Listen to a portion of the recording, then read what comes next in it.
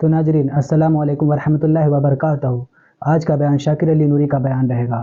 3 लोग ऐसे हैं जिनकी दुआ कभी रद्द नहीं जा सकती। अल्लाह हमेशा उनकी दुआओं को कबूल करता है। तो चलिए बयान शुरू करते हैं। आक़ाए करीम सल्लल्लाहु अलैहि वसल्लम फरमाते हैं 3 लोगों की दुआओं को अल्लाह रद्द नहीं फरमाता। ये हुजूर फरमा रहे हैं। दुआ वाले बाप की दुआ औलाद के हक में। अगर कोई बाप अपनी औलाद के हक में दुआ कर दे, हुजूर फरमाते हैं उसकी दुआ को अल्लाह रद्द नहीं फरमाता। मुसलमानों, सबकी दुआएं लेने की कोशिश करते हो, जरा माँ बाप की भी तो दुआएं लिया करो। एक होता है दुआ की रिक्वेस्ट करना और एक होता है खिदमत ऐसी करो कि दिल से दुआ निकल जाए। दोनों में बड़ा फर्क है। मैं बताऊं, मैं पहली बार जब बरतानिया गया था तो सिचुएशन ऐसी थी कि जब मैं घर से कमरे से निकलना चाहता तो नौजवान मेरे जूते मेरे सामने रख देते, कोई साफ करके रखता, कोई किस तरीके से। तो नया था, पहली बार गया था, तो मैं थोड़ा सा ऑब्जर्व कर रहा था, देख रहा था। एक दिन तो मैंने गुजार लिया, दूसरा दिन भी गुजार लिया, तीसरे दिन मैंने एक नौजवान जब मेरे जूते को उठाकर रखने लगा तो मैंने उसके कंधे पर हाथ रखकर पूछा, मैंने कहा बेटे ये बताओ क्यों ये जूते रख रहे हो? कहा बस आपकी दुआ लग जाए। मैंने कहा मैं तुमको बताऊं मुझसे ज्यादा दुआ किसकी कारगर होगी? तो चौंका हुआ। मैंने कहा बेटे जिस तरीके से मेरे जूते तुम बाहर रखे इस तरीके से रोजाना तुम्हारा बाप जब निकलने वाला हो ना उसके जूते को साफ करके रख दो। खुदा की कसम जब उसकी दुआ निकलेगी तुम्हारा बेड़ा पार हो जाएगा। हम भूल गए ये सब। आज तो बच्चे वजन अपने हाथ में हो तो मां के हाथ में दे देते, मां को उठा, मुझे उठाने में शर्म आती है, बाप के हाथ में दे देते हैं। कहां हुआ? क्या इस्लाम सीखा आज तक आपने? जानते हैं मां बाप की दुआ कितनी अजीज है। आप और हम जिस शहर में रहते हैं इसी शहर के अंदर कुतुबे कोकन हजरत मखदूम माहिमी अलैहिर्रहमा भी तो हैं। कैसे विलायत आएगी? मां की दुआ ही से तो मिली ना। तो क्या खाली वहां जाकर फातिहा ही पढ़ना है या उनके नक्शे कदम पर चलने की भी भीख मांगनी? सीखो ये सब, लाजिम है ये सारी चीजें सीखना। कोई मुसीबत ऐसी नहीं, मैं बहुत चैलेंज के साथ कहता हूं, कोई मुसीबत और तकलीफ ऐसी नहीं जो माँ बाप की दुआ से न डरे। अरे दुआ तो अपनी जगह पर, अगर जिंदगी में तुमने खिदमत की है तो उस खिदमत के एवज के साथ भी अल्लाह तुम्हारी मुसीबत को हटा देता है। मैं बुखारी शरीफ की हदीस के जरिए बताऊं, 3 नेक लोग सफर के लिए निकले और जैसा आदमी वैसे साथी। अय्याश होगा तो अय्याश साथी साथ मिलेगा, शराबी होगा तो शराबी साथी साथ मिलेगा, जुआड़ी होगा तो जुआड़ी साथी साथ मिलेगा और नेक होगा तो नेक साथी साथ मिलेगा। सफर में तो आदमी अच्छा साथी ढूंढता है। तो तीनों साथी निकले, बारिश शबाब पर थी तो तीनों ने बारिश से बचने के लिए सोचा कि सामने जो पहाड़ नजर आता है ना चलो उधर चले जाएं। वहां एक गार नजर आई, बारिश से बचने के लिए वो तीनों वहां चले गए। अचानक एक हवा चली और पत्थर लुढ़क करके उस गार के दहाने पर आ गया, गार हो गई बंद। अब ये तीनों अंदर, अगर मैं ये कहूं तो गलत ना होगा, जैसे जिंदा दरगोर हो रहे हो, एकदम जिंदा कैद हो गए। अब सोचने की याद आप क्या क्या इस पत्थर को, पहाड़ के पत्थर को हटाना आसान काम तो नहीं। तीनों ने आपस में डिसाइड किया कि क्या करना चाहिए। कहा चलो अल्लाह की बारगाह में दुआ करते हैं, जिंदगी का कोई अच्छा अमल हो तो उस अमल का वसीला अल्लाह की बारगाह में पेश करके दुआ करते हैं, शायद मौला करम फरमा दे। तो पहले ने कहा चलो मैं शुरू करता हूं। उसने हाथ उठाया, दुआ कर। सुनिए बुखारी शरीफ की हदीस बता रहा हूं। हाथ उठाया, मौला मेरी आदत थी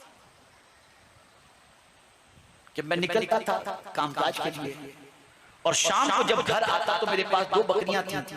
मैं बकरियों के दूध को दोता था और दो करके पहले मेरी माँ को मेरे बाप को पिलाता था, उसके बाद बीवी बच्चों को पिलाता था। मौला एक बार मैं गया कामकाज के सिलसिले में, रात को जब पलटा तो ताखीर काफी हो गई थी। बच्चे भी भूखे सो गए थे, बीवी भी भूखी थी और माँ बाप भी भूखे सो गए थे। मैंने सोचा क्या क्या, तो मैंने एक काम किया कि दूध दो लिया और मैं माँ बाप के सामने खड़ा रह गया, जगाया नहीं हूं। मेरे बच्चों को भी भूखे थे लेकिन उनको पहले दूध नहीं पिलाया। मेरी बीवी भूखी थी, उसको दूध नहीं पिलाया।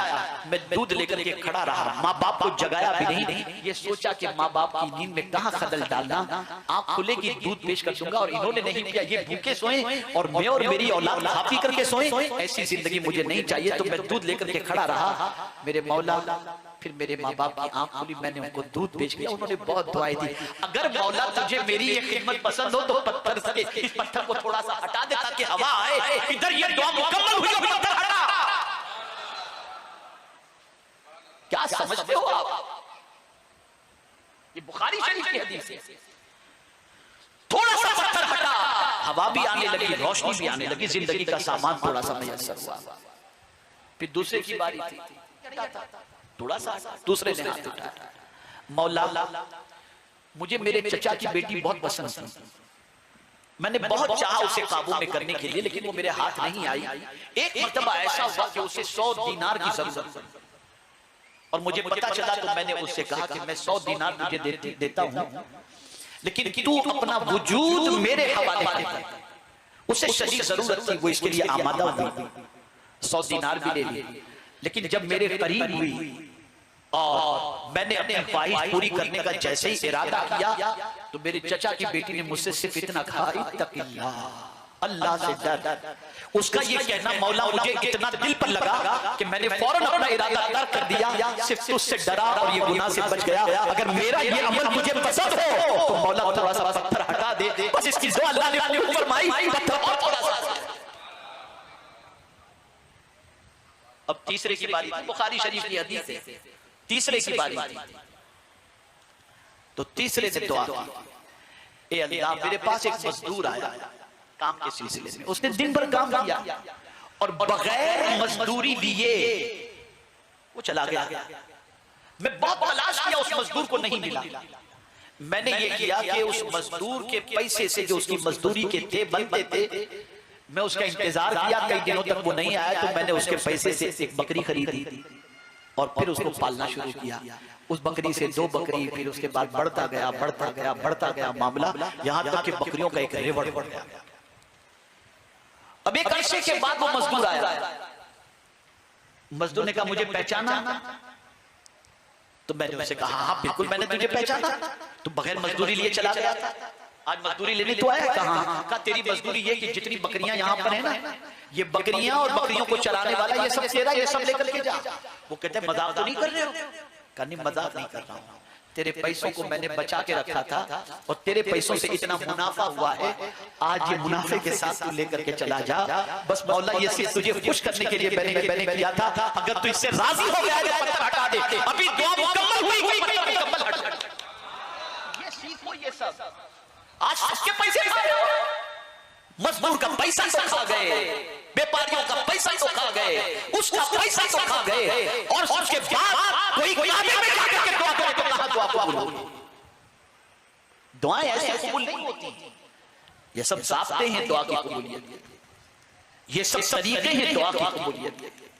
तो ऐ रसूल आज़म सल्लल्लाहु तआला अलैहि वसल्लम के दीवानों, बड़ा ऊंचा मर्तबा है माँ बाप का, बड़ा ऊंचा मर्तबा है, बहुत बुलंद और बाला मर्तबा है माँ बाप का। खुश नसीब है वो बंदा जो अपने माँ बाप के कदमों से लिपट कर उनकी दुआएं लेता है, उनकी खिदमत करता है। अब आखिरी बात अर्ज करके मैं अपनी गुफ्तगू को खत्म करता हूँ। जिंदगी भर याद रखिएगा, सारी दुनिया के लोगों की बद्दुआ और माँ बाप की दुआ आपके साथ है ना, आपका कुछ नहीं बिगड़ेगा।